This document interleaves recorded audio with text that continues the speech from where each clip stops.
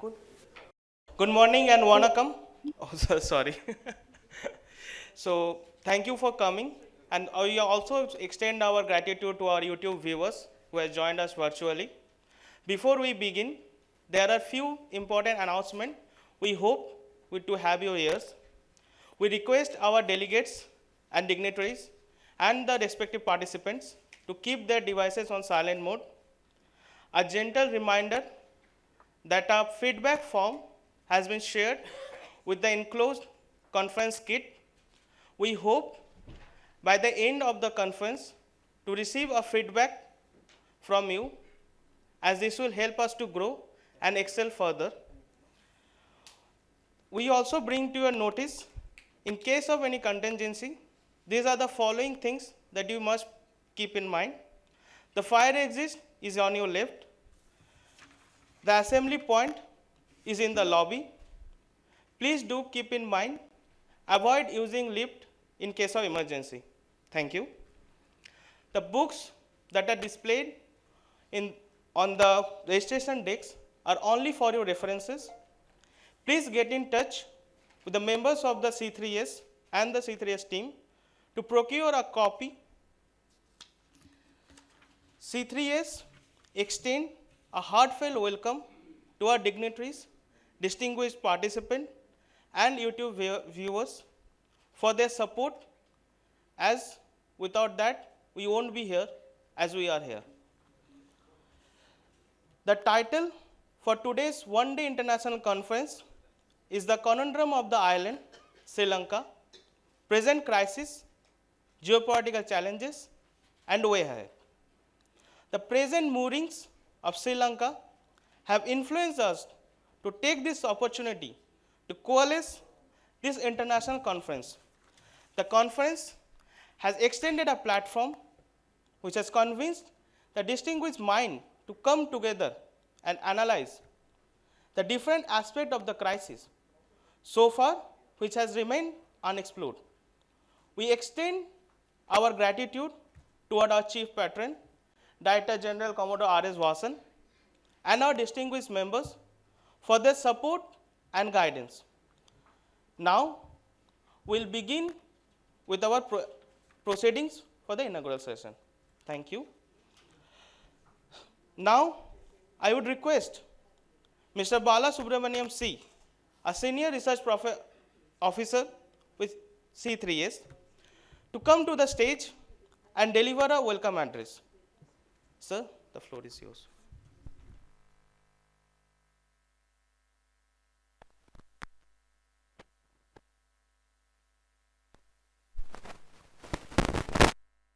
Mondal. Vanakkam and warm greetings from the Chennai Center for China Studies. Patron Shri B.S. Raghavan sir, Director General Commodore R.S. Vasan sir, distinguished speakers, esteemed members of Chennai Center for China Studies, veterans from the armed forces, serving officers, dignitaries from foreign missions, friends from media, virtual participants, students, and young researchers. A hearty welcome to the one-day international conference on Sri Lanka, titled Conundrum of an Island, Present Crisis, Geopolitical Challenges, and Way Ahead.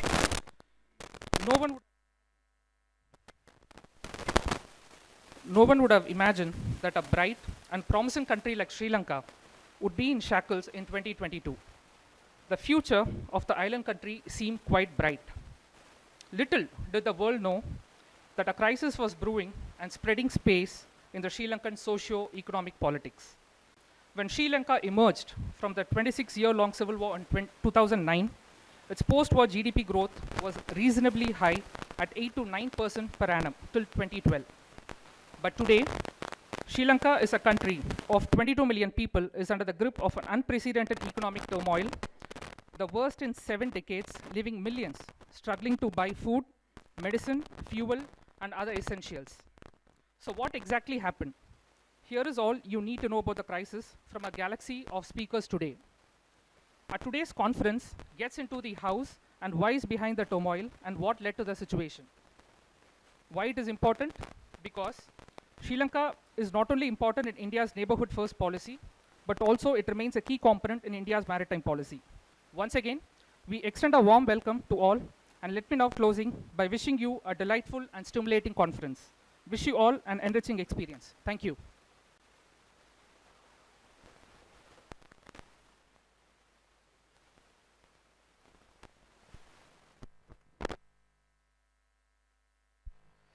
Sir, thank you for your kind words. Now, I would call upon Commodore R.S. Vasan, Indian Navy retired, Director General of Chennai Center for China Studies, to come to the stage to deliver the opening address. Sir.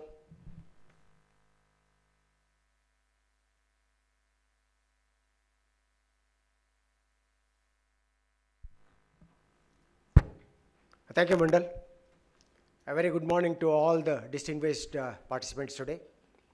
A special welcome, of course, to acknowledge the presence of Ambassador Swaminathan, General Shankar, Captain Swaroop, Group Captain Chandrasekharan, my friend from the Coast Guard, and the foreign delegates who are here from Taiwan and Russia, and of course, the young students for whom we are planning this session. You know, when we are looking at and analyzing the developments in Sri Lanka, you know, we found that there is a lot that we have to learn from what's happening there in a small country. So there's been phenomenal amount of writings that have taken place from the members of Chennai Center for China Studies. General Shankar, who is here, has been writing almost on a daily basis on the developments, its implications for India, and the kind of power play that's taking place in our neighborhood, etc. Mr. Satyamurthy, who is here, who is an expert on both Sri Lanka and Maldives, has been writing regularly with, you know, analyzing the entire gamut of what is happening in Sri Lanka. Professor Suryanarayan, who is sitting here, you know, who's got decades of experience and is passionately involved in Sri Lanka affairs, you know, again has been writing and having discourses in many parts of India. So we thought this is the best time and opportune moment to get all these ignited minds to come together. And that's how this is our effort.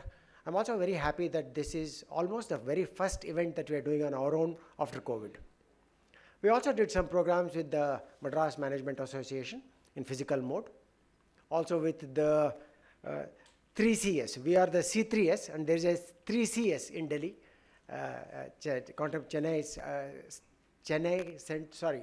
Center for Chennai Contemporary Studies. Always a confusion between 3C and C3S, run by General Narasimhan. We did again a proper hybrid event here in Chennai. So I'm very happy that we use this opportunity to look at something that's of great important relevance to us. I do not want to cover all the gamuts, just to flag a few issues of importance as far as the discussions are concerned. We are very happy that Ambassador Kantha has also agreed to join us. He was with the ICWA till recently, and I am happy that both ICS and ICWA are also participating in many forums.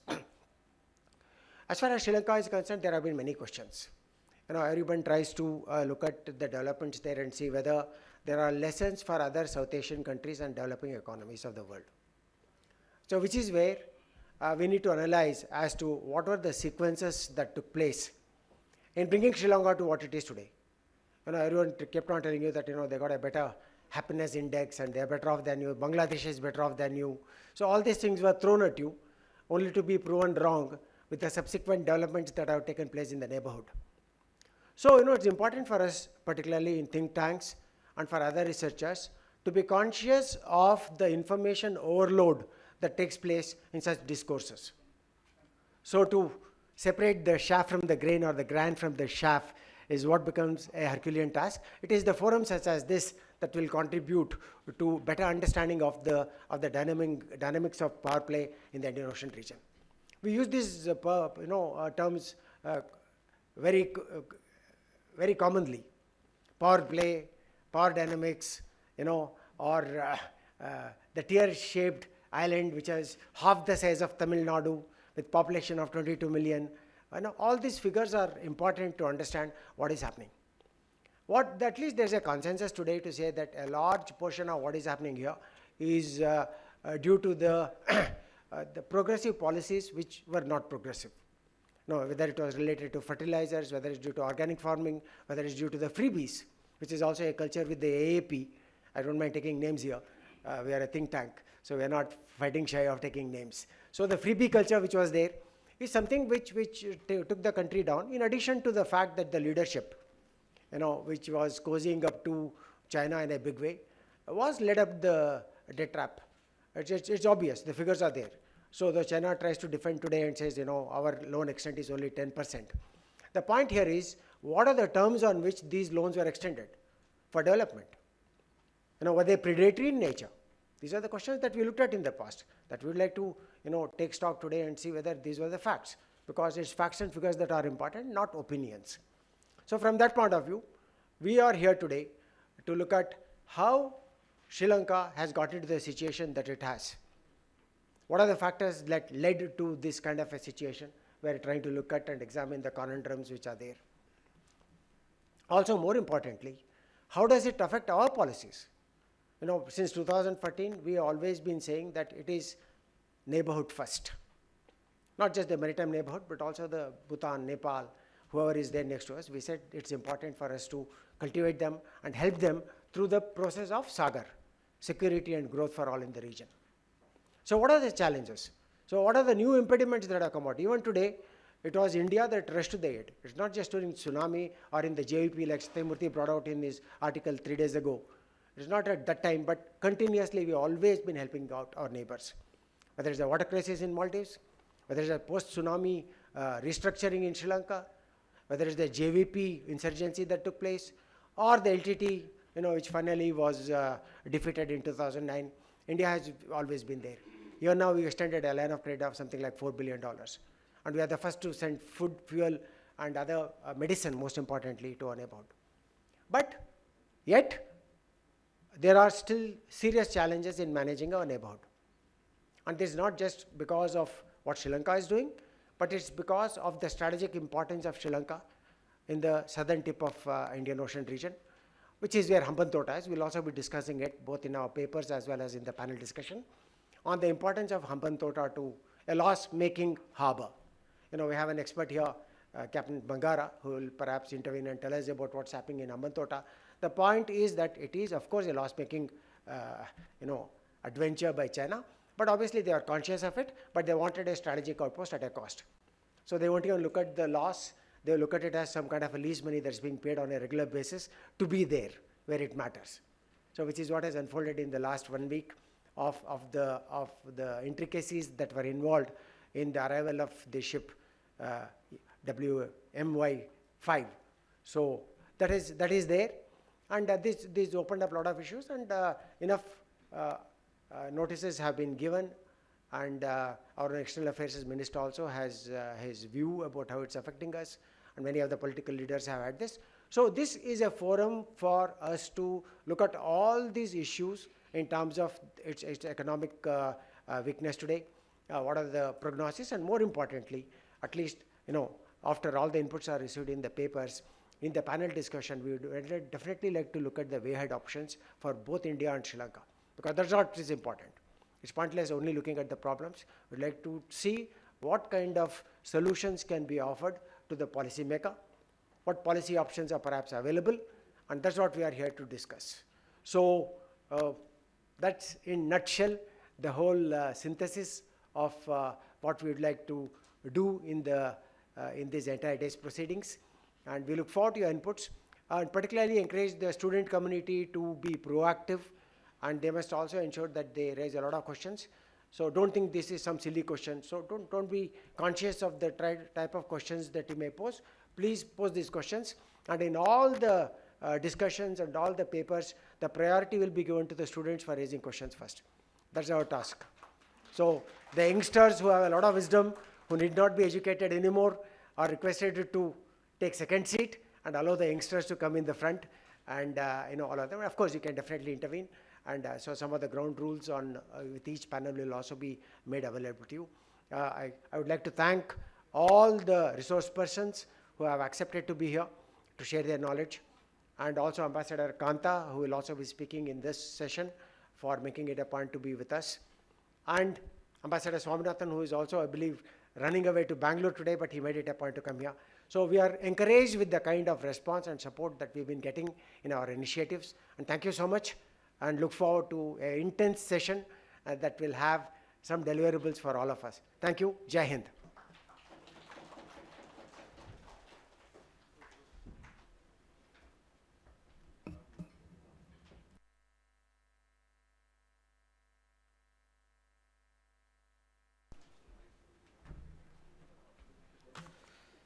Thank you. Thank you for setting the balls rolling, sir. Okay. So now we have come to the keynote address. So I would gently seek Professor V. Suryanarayan to come to the stage and share his thoughts with us. Sir, please. Just have it shifted here. Sir, the mic is open.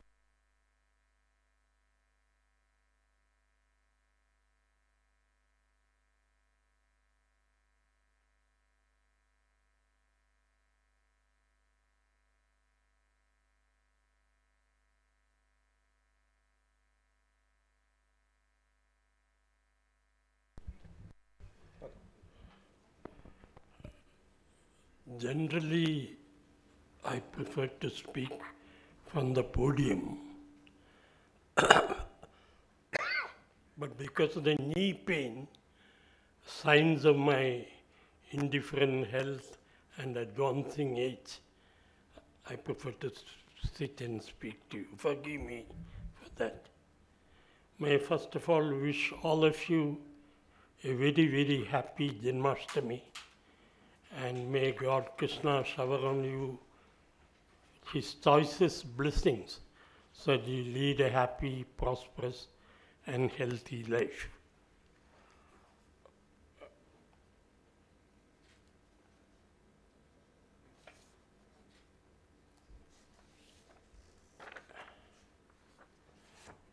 Commodore Vasan, distinguished delegates and friends, may I at the outset express my deep sense of appreciation to my good friend Commodore Vasan, Bala and his junior colleagues for associating me with this significant seminar and requesting me to deliver the keynote address. When I went through the program, I found that Bala had given me 20 minutes. There lies the problem. It takes nearly 20 minutes for a professor to warm up the classroom, and to expect him to conclude his presentation in 20 minutes is, if I may say so, an anti-teacher gesture. However, I shall try to be as brief as possible. The Hollywood actress Elizabeth Taylor told her husband soon after her 9th marriage, "This too shall be brief." My congratulations to Commodore Vasan and Bala for choosing an appropriate title for the seminar, Conundrum of an Island. It immediately reminded me of the poem written by the great English poet John Donne, entitled No Man is an Island. Just as no man is an island, no island can also remain an island. And in a world of shrinking geographical boundaries and widening intellectual horizon, Sri Lanka will be subjected to pulls, pressures, and it will have its impact on what is happening in the rest of the world. Let me quote parts of John Donne's famous poem, "No man is an island entire of itself. Every man is a piece of the continent.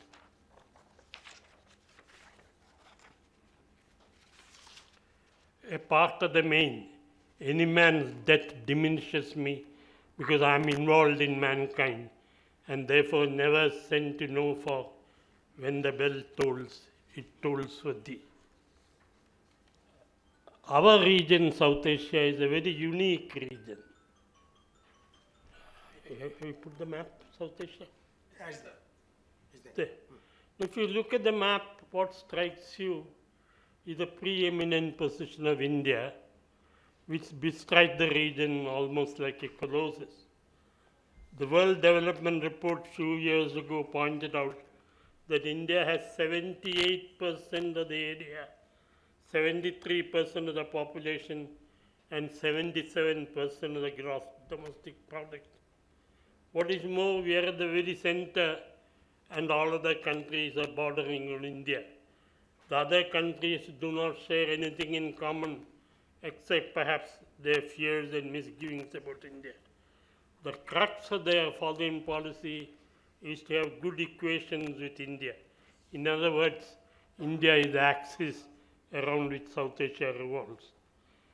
Despite our common cultural heritage, each country has its own individual personality and national identity. And given the ethnic, religious, political, and economic linkages, what happens in one country will have its impact on the other. If the Hindu temples are destroyed in Pakistan and Bangladesh, if the Hindu population is going down in those two countries, which it does, naturally the Hindus in India will be agitated. Similarly, if the Muslims are discriminated in India, or when the Babri Masjid was destroyed, the Islamic countries naturally express their apprehension.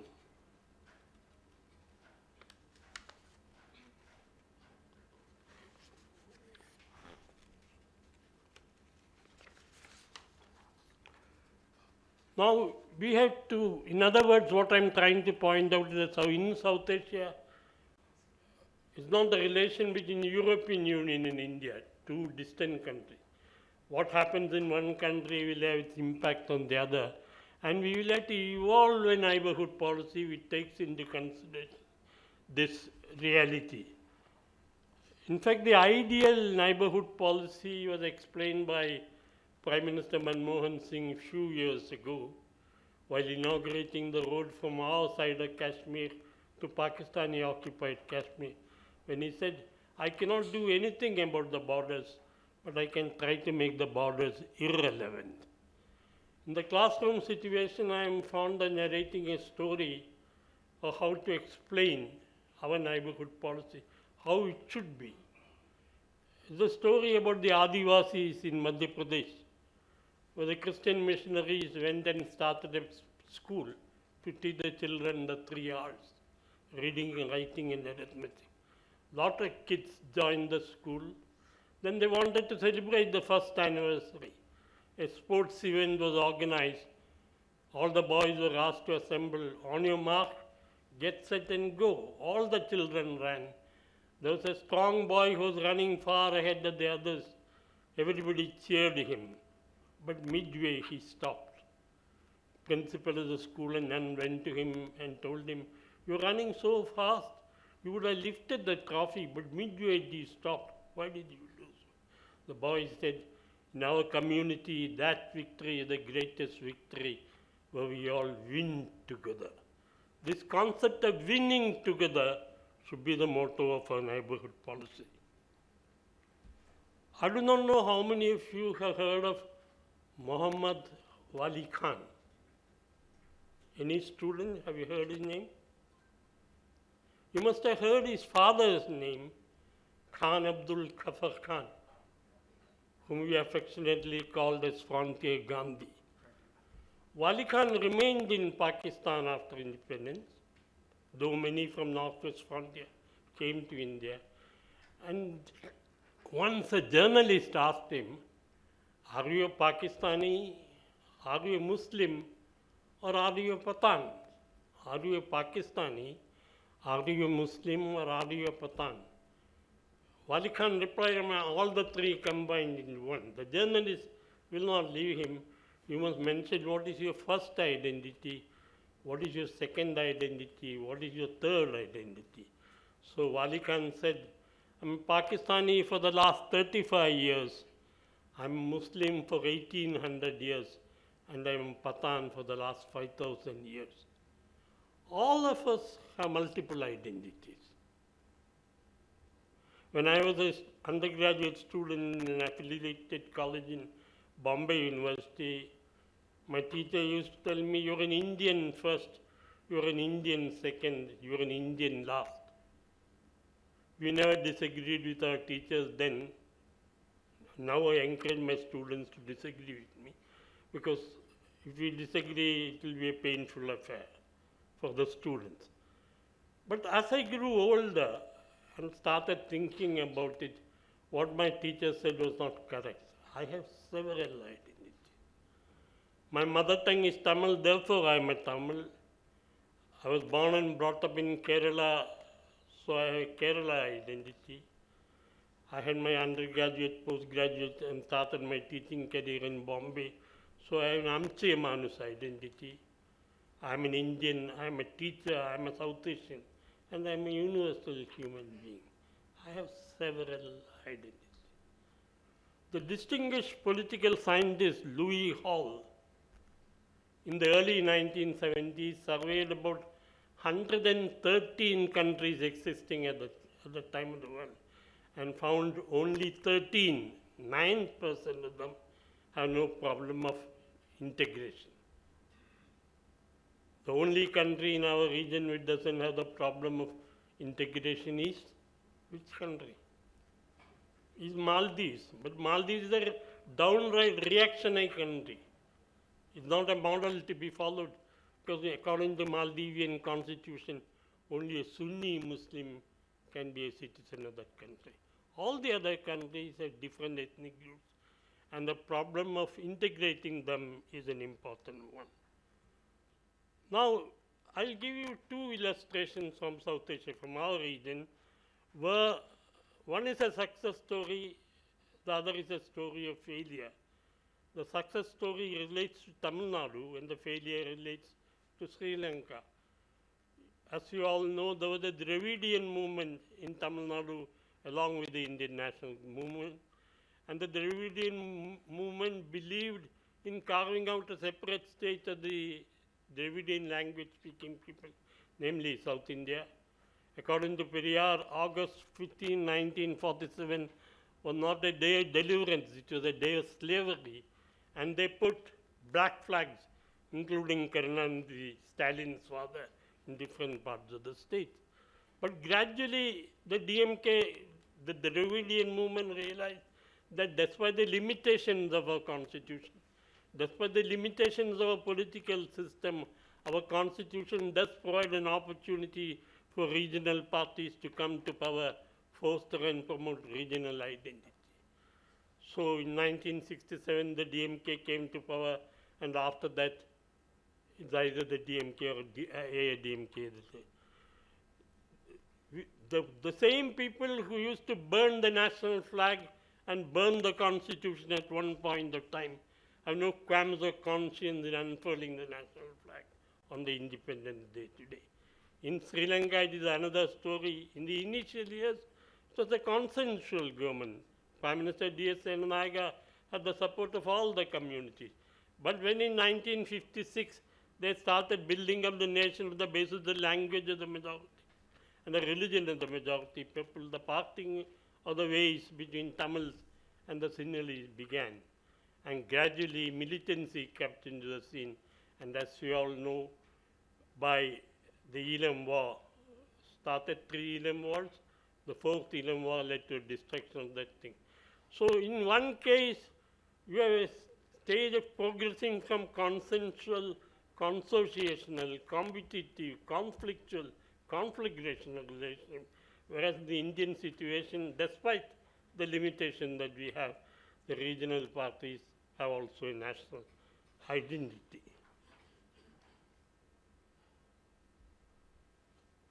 It was Mahatma who once, the famous statement of Mahatma Gandhi. In 1927, he visited Ceylon to popularize khadi and prohibition. And he found so much similarities between Ceylon and India that he referred to it as a daughter state. In fact, while going through the hill country, the Malayam, as we call it, it's so familiar to him, especially the Tamils, because some of his most devoted followers in South Africa were Tamil. We know of Valliammal, who was about him in the primary stages, the children in Tamil Nadu do study. But Gandhiji also realized the problems which were lying in Sri Lanka. In 1927, in one of his last speech to the Reddy Singham, Gandhiji asked the people to identify themselves with the local aspirations, to mix with the people as sugar in milk. This concept of sugar in milk derives from Gujarat to the state of Navsari, where the Parsis first went. They came with their sacred fire to the king and told him, "We hear that you give asylum to the people. We have come here seeking asylum." The king told him there are already some Muslims in my state. They may not like if I give you asylum. So the Parsi religious leader asked the king to get some milk. A glass of milk was brought. Then he asked the king to get some sugar. The sugar was brought. He put the sugar in the milk and slowly stirred it. The milk became sweet, but it did not overflow. And our presence in your midst, the Parsi religious leader told him, will be like sugar in milk. And this minuscule community, less than 100,000 number, mainly concentrated in the city of Bombay, has done so much, has contributed so much for the development of our country, whether it is artistic, intellectual, sports, cinema, or whatever you take. Now, how do I look at India-Sri Lanka relations? For want of a better word, I'll say love-hate relation. All aspects of Sri Lankan life, demography, religion, political institution, economic aspects, dress, even the national anthem is inspired by our national anthem. All aspects of Sri Lankan life have been influenced and molded by India. That's why Gandhiji referred to Ceylon as India's daughter state. But at the same time, there are misgivings, there is fear of India, the colossus in the north. So they hate India because India, according to them, will lead to the disintegration of Sri Lanka. I shall give you some illustrations of this love-hate relation, 3 or 4 I give you. Take the case in April 1971, when the Sinhalese educated youth raised the banner of revolt, armed revolt against Mrs. Bandaranaike. My friend Gopal was the intelligence officer in the Indian High Commission at that time. At that time, it was located in the State Bank of India building. He took the next available flight to Thiruvananthapuram, immediately got in touch with Foreign Secretary T.N. Kaul, and we rushed our forces. Our planes flew from Bangalore, our ships sailed from Cochin and Madras, because at that time there were rumors that North Koreans may provide armed support to the JVP. So the government survived because of spontaneous Indian help. How did Sri Lanka respond? 6 months later, the East Pakistani crisis had developed in a very big way. We banned the overflights from West Pakistan to East Pakistan. So the Pakistani soldiers in civilian clothes used to come in Pakistani Air Force planes to Colombo and then move to Dhaka. They helped put down in a savage manner the Bangladeshi uprising and all. The second one, after the India-Sri Lanka Accord in 1987,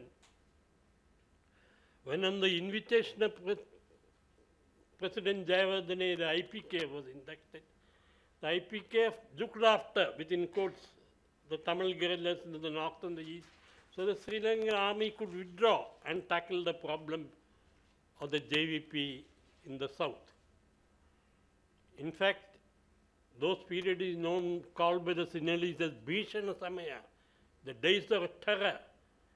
When those two rivers of exquisite beauty in southern part of Sri Lanka, Kalaniya Ganga and Mahaveli Ganga, were clogged with dead bodies and foamed with blood. 100,000 people, Sinhalese youth, were massacred at that time. I used to tell my Tamil friends, the Sinhalese army have no qualms of conscience in killing their own people.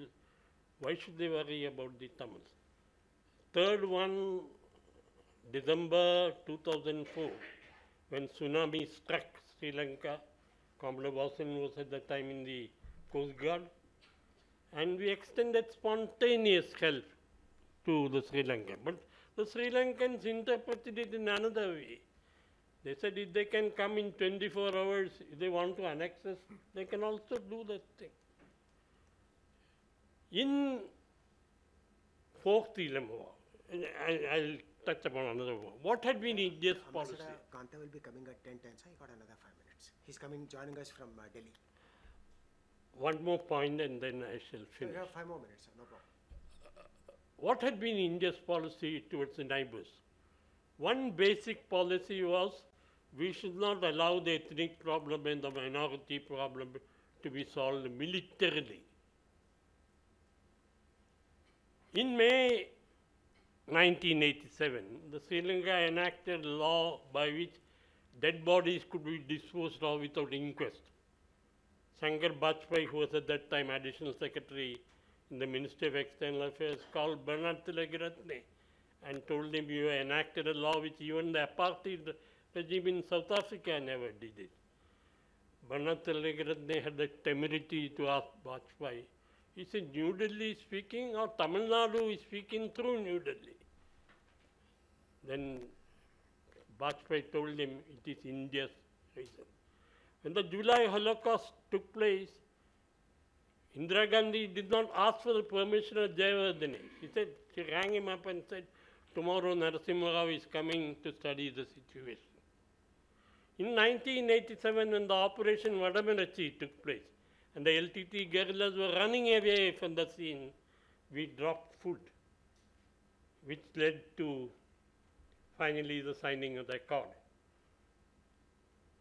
So, but during the Fourth Inland War, what did you do?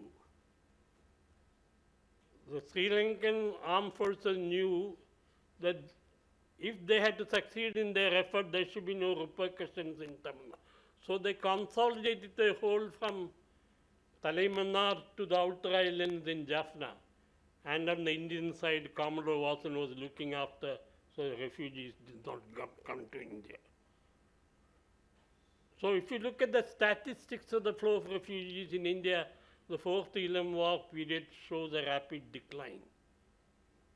And as we all know, during the Fourth Elam War, there was savage bombing of orphanages, schools, hospitals, etc. And 40,000 people, according to the UN, innocent people died at that time. I was a member of the National Security Advisory Board at that time, and I told Shankar Bajpai, who was at that time the convener, that I want to speak on Sri Lanka. So he asked Tirumurthy, who was the Joint Secretary of Sri Lanka at that time, to speak first. Then asked me. Then I told him that it will be in India's interest. It will be in the great traditions of Indian diplomacy. We should have forced Sri Lanka to declare a ceasefire and rescue those innocent Tamils who are caught between the Sinhalese lions and the Tamil tigers, and then carry on the fight. I was the first one in India to brand Prabhakaran as a Pol Potist. Carry on the fight after that, but rescue. But out of 27 members, only 9 supported me. The majority of them, for them, Tamil lives are not important. And we sacrificed 40,000 lives at that period. There is the smell of the blood still in our hands. And as Lady Macbeth said in the sleepwalking scene, all the perfumes of Arabia will not sweeten our dirty hands.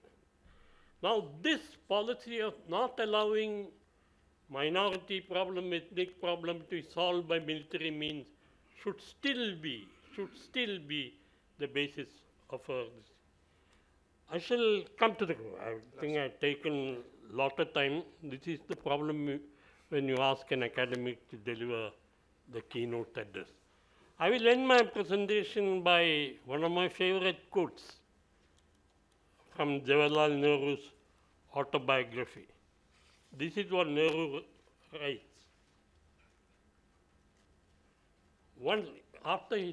About his visit to Sri Lanka, one little incident lingers in my memory. It was in Jaffna, I think. The teachers and boys of a school stopped our car, and I said a few words of greeting. The ardent, eager faces of the boys stood out. And then one of the number came to me, shook hands with me, and without question or argument said, I shall not falter. The bright young face with shining eyes, full of determination, is imprinted in my mind. I do not know who he was. I had lost trace of him. But somehow I had the conviction that he will remain true to his words and will not falter when he has to face life's difficult problems.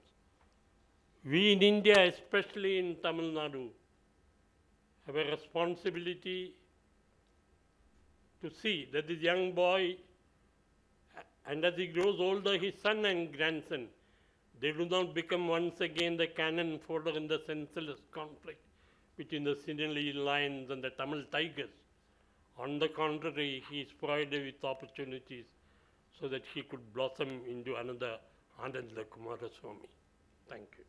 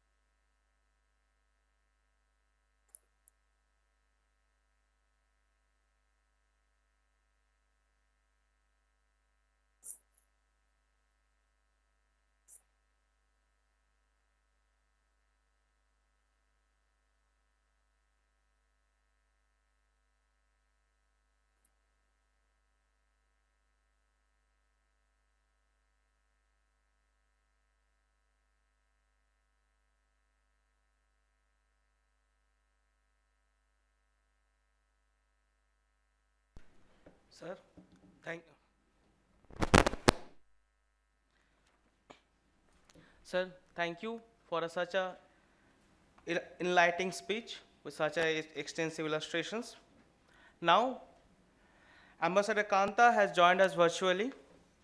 What can be more enlightening than hearing from a diplomat who has served as an Indian High Commission to Sri Lanka? He has also been a former director for Institute for Chinese Studies, Delhi, ICS. Can we have him on screen? Sir, over to you. Thank you very much. Sir, wait. Can you hear me? Yes, sir, we can. Commodore R.S. Vasan, Prof. V. Suryanarayan, Mr. Balasubramanian, friends present there, and especially young students who are attending this seminar. Vanakkam, very good morning to all of you. Let me first of all thank Chennai Center for China Studies for inviting me to speak at this seminar on the conundrum of an island, Sri Lanka, the present crisis, geopolitical challenges, and way ahead. This morning, when I was preparing my notes for my remarks, I was thinking about what should be focus or thrust of my presentation. I'm not going into genesis of the present multiple crises Sri Lanka is facing because of shortage of time. It would suffice to say that what is confronting Sri Lanka today is an unprecedented crisis, both in economic and political terms. Economically, it's Sri Lanka's worst predicament since independence in 1948. It's a crisis which was building up for quite some time.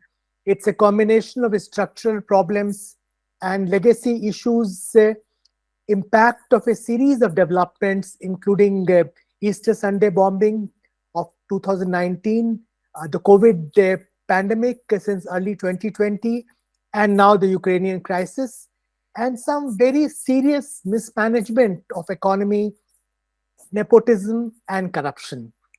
A toxic mix of authoritarianism, populism, welfarism, and erratic policies has run into hard economic realities and popular anger, all resulting into a perfect storm. This is the broad background. But what I'll talk about today is mainly, where Sri Lanka stands today in terms of its economic and political crisis. What's the role of India and China, and what's the road ahead for Sri Lanka? One point which has become relatively clear over the last few weeks is that the political situation in Sri Lanka, after a period of intense turmoil, has stabilized to some extent. As you know, the state of emergency is being allowed to lapse this week. The popular struggle, or Aragalaya, is also gradually losing steam, though we cannot rule out a revival of street protests if economic situation doesn't start improving, and the leadership response is seen to be self-serving and cynical. The popular demand of the struggle has partly been met with the resignation of the Rajpakshas from political office, including departure of Mahinda Rajpaksha as Prime Minister and of Gotabaya Rajpaksha as President. Of course, the larger objective of securing systemic changes remain unfulfilled. There is a continuing demand for the resignation of Ranil Wickremesinghe as President, though the intensity of such a call is nowhere comparable to the Gota Go Home demand that we had seen earlier. Ranil Wickremesinghe has settled down as President. He has willy-nilly achieved a modicum of acceptance both domestically and internationally. Ironically, he was more forceful than Gotabaya Rajpaksha in pushing back against street protests. Army, police, and judiciary cooperated with him in implementing emergency provisions.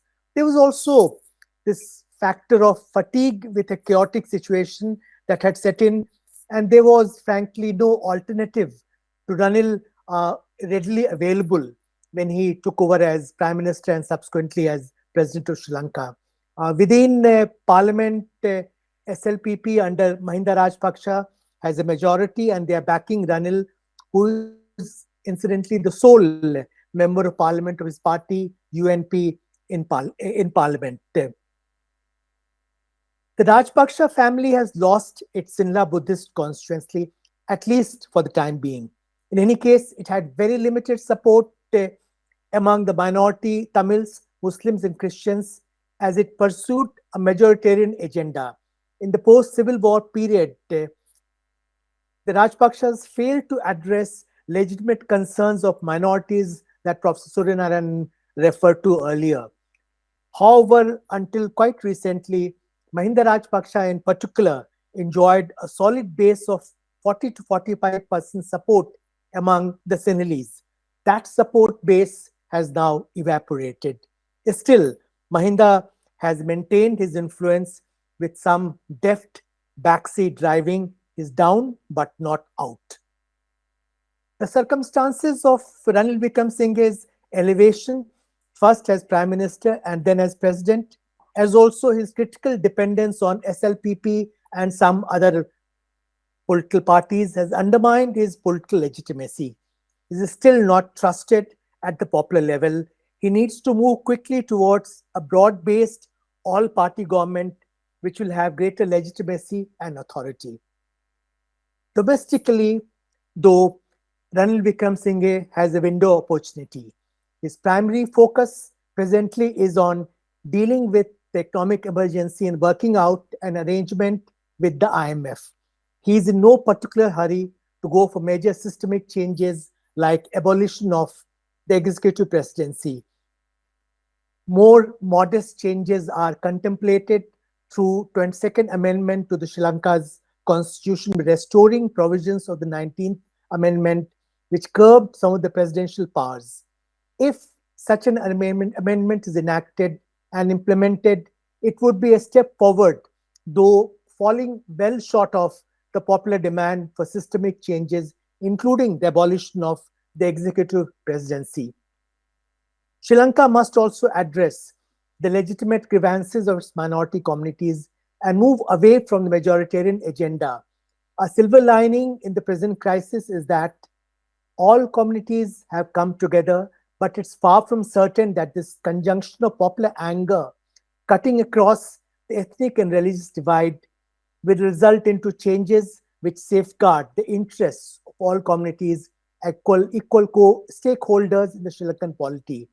Sri Lanka's past record, as Professor Suryanarayan brought out in this regard, is unfortunately not very reassuring. The economic situation remains dire. Inflation is running in excess of 60%. Food inflation is above 90%, according to a statement made by the governor of the Central Bank of Sri Lanka. The Sri Lankan economy is expected to contract by something like 8% this year. Factors which caused Sri Lanka's worst economic crisis independence are still in play. Exports, remittances, and tourism haven't picked up. Tourist arrivals, in fact, fell by further 60% in the month of June. Shortage of food, fuel, medicine, and other essential supplies continue at fairly precarious level, and foreign exchange reserves for imports from abroad available with government of Sri Lanka are very limited. Talks are, as you're aware, going on with the International Monetary Fund. The governor of Sri Lankan Central Bank mentioned that an IMF team will be arriving in Colombo later this month, and he hopes that staff level agreement will be reached soon. But there are some basic issues that need to be ironed out before any IMF arrangement is worked out. For one thing, IMF will continue to insist on restructuring of both the domestic and external debt of Sri Lanka. And that's not going to be easy, especially given the position of China, which doesn't favor restructuring of debt and instead indicates its preference for refinancing of debt. China feels that if it agrees to restructuring of debt owed by Sri Lanka, that will create a difficult precedent for it when it comes to the large portfolio of loans it has under its Belt and Road Initiative. Therefore, the debt restructuring issue still remains to be sorted out. In any case, a loan from IMF is not going to be a panacea for Sri Lanka's economic predicament. As you're aware, Sri Lanka has gone through as many as 16 arrangements with the IMF in the past, most recently between 2016 and 2019. And most of these arrangements didn't quite result into outcomes which were satisfactory. Again, even if Sri Lanka gets substantial assistance from IMF, it will need support from other quarters as well, including from India, China, Japan, USA, World Bank, ADB, etc. There is unfortunately a donor fatigue today internationally. The Ukraine crisis has sucked much of the oxygen when it comes to the readiness of the USA and Western countries to extend support.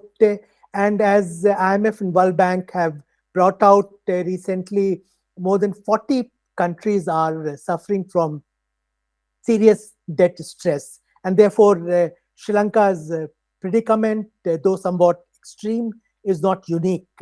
And it will be rather difficult to persuade the international community to come up with sizable support for Sri Lanka. Coming to India's response to economic and political crisis in Sri Lanka, I would suggest that our response has been sure-footed, proactive, nuanced, and balanced. It has been part of what Commodore Vasan referred to earlier, India's neighborhood first policy. As in many other situations earlier, we stepped in as the first responder. You're aware of the fact that since the beginning of this year, we have provided support uh, of worth about $3.8 billion through credit line, currency swap arrangements, deferment of loan payment, etc. And this doesn't include support which has been given by the government of Tamil Nadu and civil society institutions in India. Total assistance given by India to Sri Lanka is in the neighborhood of $6 billion. And as Commodore Vasan mentioned, we've also rushed in petroleum products, food, medicines, and other essential commodities. Are an intervention which has been well received in Sri Lanka. While extending this kind of support, we faced with one critical policy dilemma. We wanted to support Sri Lanka, but at the same time, we didn't want an impression to be created that we were bailing out the Rajpakshas, who had obviously become very unpopular among the people of Sri Lanka. Therefore, we adopted a nuanced policy which was articulated very clearly by official spokesperson of the Ministry of External Affairs of India. I would like to draw your attention in particular to remarks made by him on 9th May when he stated that as a close neighbor of Sri Lanka with historical ties, India is fully supportive of Sri Lanka's democracy, stability, and economic recovery. In keeping with our neighborhood first policy, India will always be guided by the best interests of the people of Sri Lanka expressed through democratic processes. What I would like to highlight here is that no reference was made to the government of Sri Lanka. We dwelt primarily on interests of the people of Sri Lanka and importance of democratic processes playing out in that country. We didn't want to be seen as interfering, while at the same time we were prepared to step in to make India the friend of first resort across the political spectrum in Sri Lanka. Moving ahead, we need to maintain this distinction between support for the people of Sri Lanka and avoidance of over-identification with any political dispensation. As I mentioned earlier, the political scene in Sri Lanka is still rather difficult and is going through a period of transition. It will take some time before greater stability and coherence is reached. Another big question that we need to address is how far can we go to provide emergency economic support to Sri Lanka. As I mentioned earlier, we have provided support worth $3.8 billion since beginning of this year, which is truly unprecedented. Never before in the past we had provided that kind of support to any country within such a short period of time. Therefore, our carrying on with support on this scale is clearly not feasible. Our resources are limited, so we'll have to be relatively cautious when committing additional finances to Sri Lanka. Instead, we'll have to mobilize the international community, fast track IMF assistance, try and secure support for Sri Lanka from ADB and World Bank, and persuade other friendly countries like Japan and USA to step in. As I mentioned, the international climate for extending that kind of support is not very favorable. Therefore, I will have to work very closely with the Sri Lankan friends to mobilize support for the island. Now, another issue one needs to highlight here is that even while we try and address, work with the government and people of Sri Lanka to address emergency economic requirements of the island, we need to pivot the conversation with the Sri Lankan government to the future of Sri Lankan economy. Here I would like to refer to, the model of economic development which was pursued since the first term of Mahinda Rajapaksa as president, when I served as High Commissioner of India to Sri Lanka. The Mahinda Rajapaksa model of large debt-fueled infrastructure projects has not served Sri Lanka well. I recall from my days in Colombo that during the first term of Mahinda Rajapaksa as president, economic growth was fueled by heavy borrowings from governments abroad and domestically, including from China. Sri Lanka opted for large infrastructure projects like Hambantota Port, Matala International Airport, port city projects, which have all proved to be economically non-viable. One can say without exaggeration that these are white elephant projects which have not yielded desired economic dividends. There was also a high level of corruption in these projects. I'm not going to detail in a public forum on this issue. Such a growth model greatly increased the vulnerabilities of economy and led to unsustainable public debt, including external debt for Sri Lanka. We now need to encourage Sri Lanka to explore an alternative model of growth which leverages its vantage strategic location in proximity of India and India's role as an engine of growth as one of the fastest growing large economies of the world.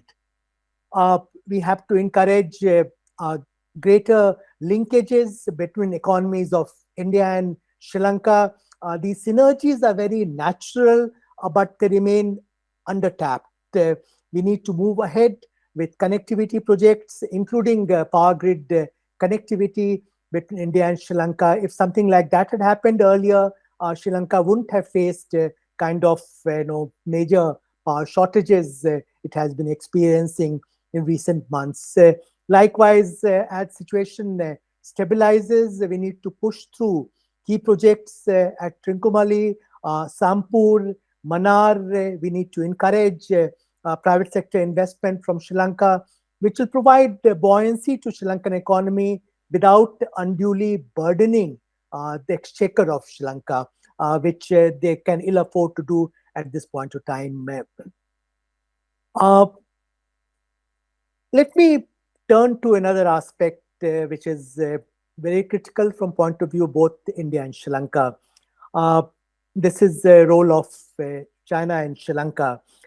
We cannot afford to be complacent that the recent developments in Sri Lanka, including India's unprecedented economic support and China's wait and watch approach, have led to India gaining significant ground. The Chinese presence and influence in Sri Lanka is now well entrenched. We have seen how China managed to push through its agenda, including the port city project and getting Hambantota Port on a 99-year lease, even after Mahinda Rajapaksa lost presidency in 2015. The latest development relating to the docking of Chinese missile tracking and satellite monitoring vessel UN Wang 5 is another wake-up call for India.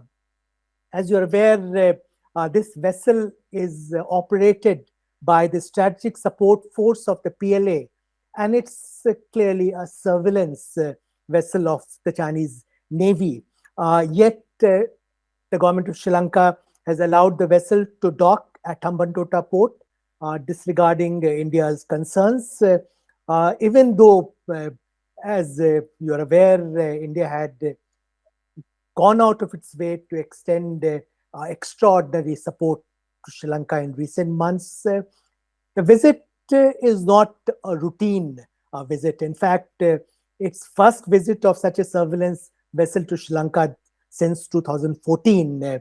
Therefore, it's important that as friends, we convey red lines clearly to the Sri Lankan side. It should not become a new normal that Chinese Navy vessels start visiting Colombo and Hambantota ports. Here I am little concerned about the statement made by the spokesperson of Chinese Ministry of Foreign Affairs that Sri Lanka is a transport hub, suggesting thereby that such visits are can be routine. I'm reassured by the interview which was given by President Ranil Wickremesinghe to Economist, which is carried in the latest issue of the journal, where he spoke of Sri Lanka's special relationship with India and the imperative of the two countries looking after each other's interests. Security interests of India and Sri Lanka are closely interlinked, and our Sri Lankan friends must walk the talk. India must do likewise. This is an essential prerequisite for healthy development of India-Sri Lanka relations, including with regard to our shared agenda in the Indian Ocean region. Initiatives like the Colombo Security Conclave need to be further developed and utilized.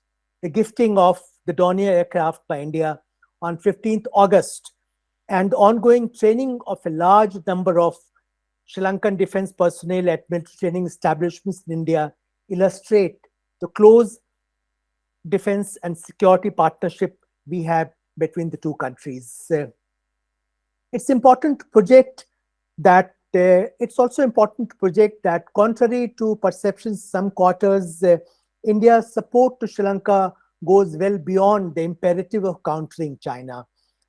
Concerns about China's growing footprint in Sri Lanka are no doubt there, but India's policies are driven primarily by its neighborhood first approach and broader considerations linked to its assessment that Sri Lanka is a country of immense strategic significance. We would not like to see prolonged economic and political crisis there. That's something we can ill afford. Coming back to China's role in the current economic crisis in Sri Lanka, the Chinese have been, as you're aware, no hurry to provide emergency support to Sri Lanka. In an interview to Bloomberg on 6th June, then President Gotabaya Rajapaksa said that Sri Lanka couldn't tap a credit line of $1.5 billion given by China because of conditionalities attached, and that he has received no response from the Chinese side regarding the request for additional support from China. In fact, he went to the extent of saying that the strategic focus of China has shifted away from South Asia towards Southeast Asia and Africa, and that South Asian countries in financial trouble were no longer getting the same attention to China as before. China, in fact, instead of offering additional support, has advised Sri Lanka to leverage its twin growth engines of Port City project and Hambantota port and fast track FTA negotiations. At the same time, I do believe that sooner or later, China will step in and provide additional financial support to Sri Lanka at a time of its choice. Now, another point I would like to mention here is the whole issue of debt trap diplomacy linked to Chinese loans to Sri Lanka. I'm aware of the fact that a large segment of the Sri Lankan elite doesn't quite accept the narrative of debt trap diplomacy pursued by China, but we need to understand the relevant facts. While the present economic crisis in Sri Lanka is not a made-in-China crisis, China has to share a good part of the blame for Sri Lanka's current predicament. I referred to earlier to White Elephant projects and Sri Lanka's exposure to loans from China. Often the number of 10% as China's share of Sri Lanka's debt portfolio is mentioned. But if you delve deeper, the number is much higher. I was looking at detailed studies by Sri Lankan economists like Umesh Moramudali and Thilina Panduvawala, based on data from Central Bank of Sri Lanka and External Resources Department with Sri Lankan Ministry of Finance, which show that China's commercial lending to the government and lending to Sri Lankan state-owned enterprises backed up by public and publicly guaranteed debt amounted to 19.9% of Sri Lanka's debt by the end of 2021. So this was quite sizable. The actual numbers might in fact be even higher given opacity of Chinese loans to Sri Lanka, and also the fact that much of the loans were extended at near commercial terms. Sri Lanka's difficulties has also been aggravated by China's reluctance to go for debt restructuring, which is a prerequisite for IMF assistance, as I mentioned earlier. Now, let me briefly dwell here on another major project in Sri Lanka, which is sometimes referred to as a potential growth engine for Sri Lankan economy. And I'm referring to the Colombo Port City project. Given the nature of this project, India has long-standing reservations and is wary of Indian companies getting involved. The project cannot be viewed in isolation.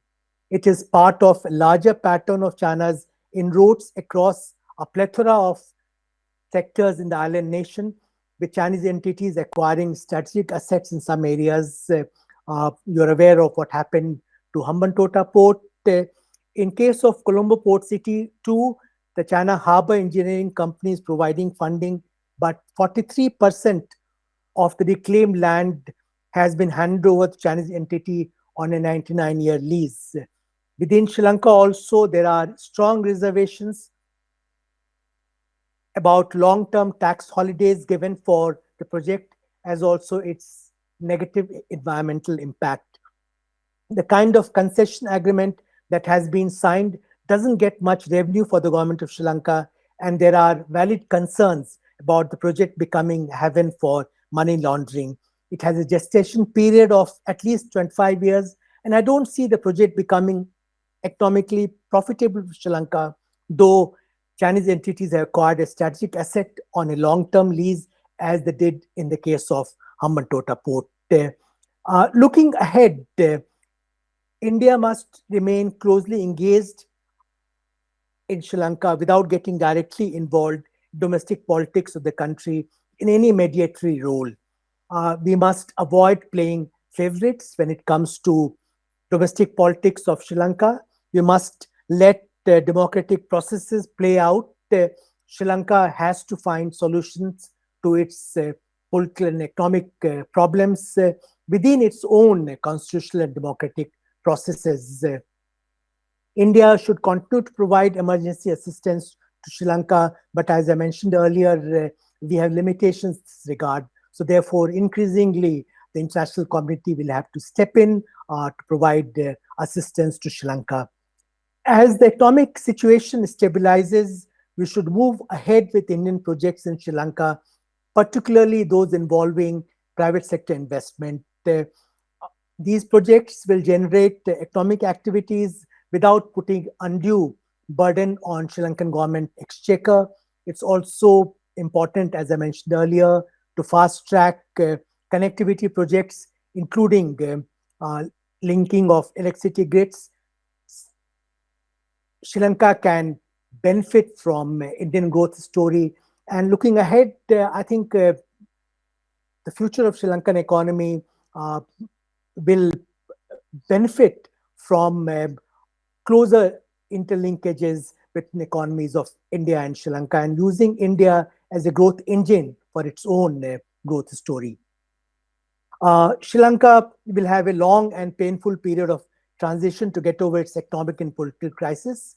It's a country with the requisite resilience and talent to overcome its multiple challenges. once it has dealt with economic emergency, it will have to look at a different model of economic development rather than one based on debt-fueled, unsustainable growth with loans from China and other sources. Sri Lanka must leverage its strategic location, proximity with India, and human resource endowment. The growth stories of Sri Lanka and India must be intertwined and mutually beneficial. Sri Lanka must also reassess its majoritarian and Sinhala Buddhist agenda, opt for a more inclusive approach which brings on board minority communities as co-equal stakeholders. With such a course correction, I believe Sri Lanka can have a bright future, notwithstanding its current challenges. I'll stop here. Thank you very much.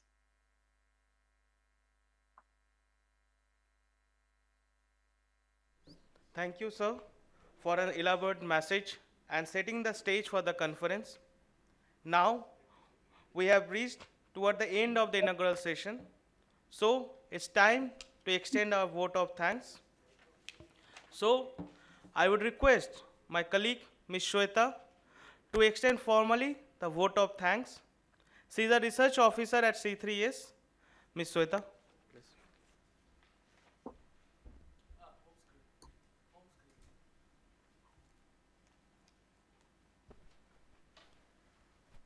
A very good morning to everyone present here. On behalf of the entire team of Chennai Center for China Studies, I take immense pleasure in proposing the vote of thanks. I would like to start by thanking Professor V. Suryanarayan and Ambassador Ashok Kantha for their compelling addresses. Various facets of significance with respect to the present Sri Lankan crisis were insightfully brought out by the speakers. The extensive knowledge and on-ground experience reflected in their lectures has given us a judicious understanding of the topic for the day. This inaugural session has rightfully set the tone for the rest of the conference. We would also like to extend our heartfelt gratitude to all the esteemed speakers and distinguished panelists who have graciously agreed to be a part of this conference program. A big thank you to all the veterans from the armed forces, serving officers, delegates from foreign missions, our friends from the media, and distinguished C3S members for being with us here today. I would also like to thank all the young researchers, students, and all other participants who have joined us virtually. Sit back and enjoy the thought-provoking sessions ahead. Thank you.